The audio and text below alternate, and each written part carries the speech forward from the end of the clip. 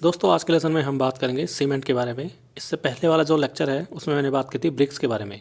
BRICS के जो ingredient हैं और उनका प्रपोर्शन है वो हमने डिस्कस किया था। इस लेसन में सेम इंग्रेडिएंट के साथ में हम सीमेंट को यूज़ करेंगे और सीमेंट में देखेंगे उनका क्या प्रपोर्शन है, उनका क्या यूज़ है। तो चलिए शुरू करते हैं। सबसे पहले बात करें कौन कौन से इंग्रेडिएंट यूज़ किए जाते हैं, तो सेम है lime, alumina, silica, magnesia, iron oxide और ये सारे जो लिख रखे हैं मैंने यहाँ पे स्लाइड में आप देख सकते हैं, ये सभी यूज़ किए जाते हैं। अब बात करते हैं इनका प्रपोर्शन। तो देखिए होता क्या है, जो ब्रिक थी उसमें हमने ट्रिक देखी थी एक, वो थी सलीम। अब यहाँ पे करना क्या है, सलीम सेम रहेगा लेकिन क्या करना है कि लाइम को उठा के तीसरे नंबर से उठा के पहले पे ले जाना है। ठीक है, तो हमने क्या किया, सिर्फ जो लाइम है, अगर मैं आपको दिखाऊं तो ये जो लाइम है इसको मैंने यहाँ से उठा के और यहाँ पे प्लेस कर दिया है, यानी कि लाइम को मैं पहले नंबर पे ले गया, बाकी सलीम एज इट इज़ है।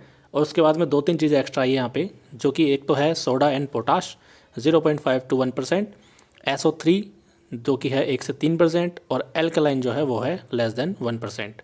तो ये आपके लिए तीन चीज़ें नई है, बाकी सेम है। और प्रोपोर्शन यहाँ पे चेंज हो जाता है, लाइम का है 60 से 65%, सिलिका 17 से 25, एल्यूमिना 3 से 8, आयरन ऑक्साइड 0.5 से लेके 6% तक। ठीक है, तो इस तरह से आपको ये सीक्वेंस याद रखना है। नेक्स्ट बात करते हैं एक एक इंग्रेडिएंट की क्या प्रॉपर्टी है, सीमेंट में वो किस चीज़ के लिए रिस्पॉन्सिबल है। तो सबसे पहले बात करते हैं लाइम की। लाइम का क्या फंक्शन है कि लाइम अगर आपको पता है तो सीमेंट की जगह जो पहले के ज़माने थे उनमें हम लाइम यूज़ करते थे, तो जो किले वगैरह हमारे बनते थे, फोर्ट बनते थे, वो सारे लाइम से बनते थे। और लाइम जो है act as a binding property, यानी कि बाइंडिंग प्रॉपर्टी होती है उसकी। जो भी इंग्रेडिएंट हम यूज़ करेंगे उन सबको एक जगह बांध के रखने का जो काम है वो लाइम करता है। ठीक है, तो यहाँ पे भी लाइम की सेम प्रॉपर्टी रहेगी, बाइंडिंग प्रॉपर्टी। नेक्स्ट आता है सिलिका। सिलिका का एस अगर मैं उठाता हूँ तो वहाँ से मेरा बनता है स्ट्रेंथ। तो सिलिका क्या करेगा, स्ट्रेंथ को प्रोवाइड करेगा। और इसको याद करने की दूसरी भी एक ट्रिक है, देखिए सिलिका को अगर मैं देखता हूँ तो वो होता है SiO2। ठीक है, और अगर आपने सीमेंट पढ़ा है तो उसके 4 बॉक्स कंपाउंड होते हैं, उसमें जो शुरू के दो होते हैं C3S और C2S। तो जब आप इनके फॉर्मूले देखते हैं तो वहाँ पे आपको SiO2 मिलता है, यानी कि वो सेम सिलिका की बात कर रहा है। तो C3S जो C2S था, ये दोनों क्या करते थे, ये अर्ली स्ट्रेंथ प्रोवाइड कराते थे, याद अगर आपको हो थोड़ा सा भी। तो अर्ली स्ट्रेंथ प्रोवाइड कराते थे, यानी कि सिलिका क्या करेगा, वो भी स्ट्रेंथ प्रोवाइड कराएगा। तो ऐसे भी आप इसको समझ सकते हैं, यानी कि लॉजिकली भी समझ सकते हैं। और अगर सिंपल सी ट्रिक चाहिए तो सिलिका का एस उठाओ और स्ट्रेंथ का एस उठाओ, दोनों सेम काम करेंगे। ठीक है, अगले पे आता है एल्यूमिना। एल्यूमिना की बात करें तो ये रिस्पॉन्सिबल है किसके लिए, क्विक सेटिंग के लिए। अब ये कैसे याद होगा, तो जो बॉक्स कंपाउंड है फिर से हम वहीं चलेंगे। C3A बॉक्स कंपाउंड क्या करता था, वो अर्ली हार्डनिंग यानी कि प्री मैच्योर हार्डनिंग के लिए रिस्पॉन्सिबल था, यानी कि क्या कर रहा है, वो जल्दी सेट कर रहा है सीमेंट को। तो वहाँ से ही पता लगता है कि जो एल्यूमिना है वो क्विक सेटिंग के लिए रिस्पॉन्सिबल है। राइट, नेक्स्ट आता है आयरन ऑक्साइड। तो आयरन ऑक्साइड क्या करता है, एक तो इसका काम हमेशा यही रहता है कि एक कलर प्रोवाइड कराता है, यानी कि जो भी रेडिश कलर होगा ना वो हमेशा आयरन ऑक्साइड की वजह से होगा, चाहे वो ब्रिक हो चाहे वो सीमेंट हो। और दूसरा जो वर्क है इसका वो है हेल्प्स इन फ्यूज़न।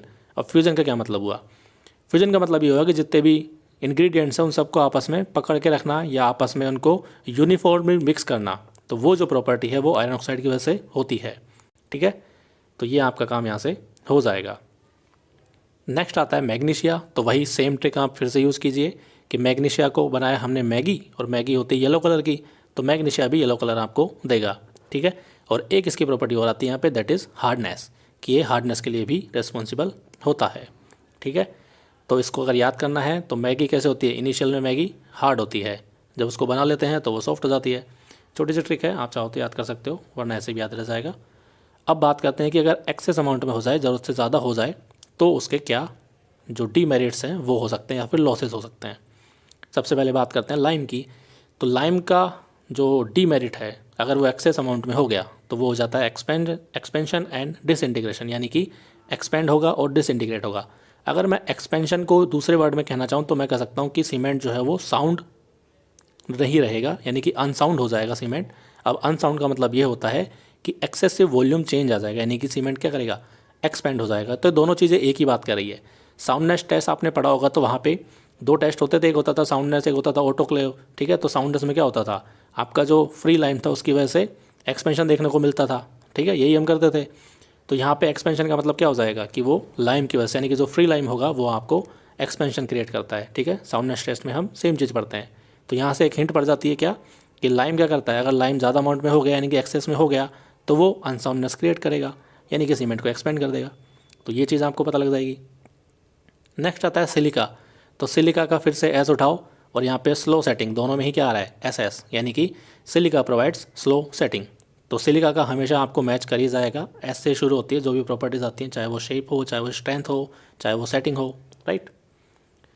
अगर आलू जो है, आलू मतलब एल्यूमिना, पढ़ने के अनुसार एल्यूमिना है लेकिन हमारे अनुसार क्या है, आलू है। तो अगर एक्सेस में हो गया एल्यूमिना तो क्या करेगा, लोअर्स द स्ट्रेंथ। तो अगर आप आलू को ज़्यादा उबाल दोगे तो क्या हो जाएगा, सॉफ्ट हो जाएगा, मुलायम हो जाएगा, आसानी से टूट जाएगा। तो सेम कंसेप्ट यहाँ पे अप्लाई कर दो कि अगर मैंने आलू को ज़्यादा उबाल दिया, यानी कि एल्यूमिना को ज़्यादा अमाउंट में डाल दिया, तो स्ट्रेंथ क्या हो जाएगी, कम हो जाएगी, आलू कैसा हो जाएगा, सॉफ्ट हो जाएगा, सिंपल। नेक्स्ट आता है एक्सेस। एक्सेस में अगर आपका क्या है, मैग्नीशिया। मैग्नीशिया अगर होता है तो क्या होता है, रिड्यूस द स्ट्रेंथ। तो मैग्नीशिया क्या करेगा, रिड्यूस को करेगा स्ट्रेंथ को। अब देखो कोई आदमी मांग रहा है, मैग्नीशिया मतलब मांगना, ठीक है, तो हमने पिछली बार भी ये देखा था सेम। तो अगर कोई आदमी मांग रहा है तो वो कब मांगेगा, जब वो आदमी कमज़ोर होगा, जिसके पास में पैसे नहीं होंगे, वो क्या होगा, दीन दुखी टाइप में होगा ना, थोड़ा कमज़ोर। तो यानी कि उसकी स्ट्रेंथ क्या होगी, कम होगी। जो आदमी अमीर होता है उसकी स्ट्रेंथ ज़्यादा होती है, ताकत ज़्यादा होती है, तो वो कभी मांगता नहीं है। मांगता सिर्फ वही है जो कमज़ोर होता है या फिर जो गरीब होता है। तो यहाँ पे एक हिंट है आपके लिए कि जो मांगने का काम है वो करता है कम ताकत वाला आदमी, यानी कि मैग्नीशिया करता है स्ट्रेंथ को रिड्यूस, अगर वो एक्सेस अमाउंट में हो जाता है तो, ठीक है। उसके बाद में आता है एल्कलाइन। तो एल्कलाइन का मतलब होता है एल्कलीज, और एल्कलीज एफ्लोरेसेंस क्रिएट करती है, यानी कि फफोले क्रिएट करती है। ये सभी को पता है, काफ़ी फेमस चीज़ है, ठीक है, बचपन से ही पढ़ते आए हैं, तो ये आपको इजीली याद रह जाएगा, इसके लिए ट्रिक की ज़रूरत नहीं पड़ेगी। दोस्तों thank you for watching this video. और अगर आपको कोई और टॉपिक भी चाहिए जिसके लिए ट्रिक आप बनवाना चाहते हैं तो आप हमें कमेंट सेक्शन में अपना टॉपिक लिख दीजिए, हम उस टॉपिक के ऊपर आपको ट्रिक्स प्रोवाइड करा देंगे। Have a nice day.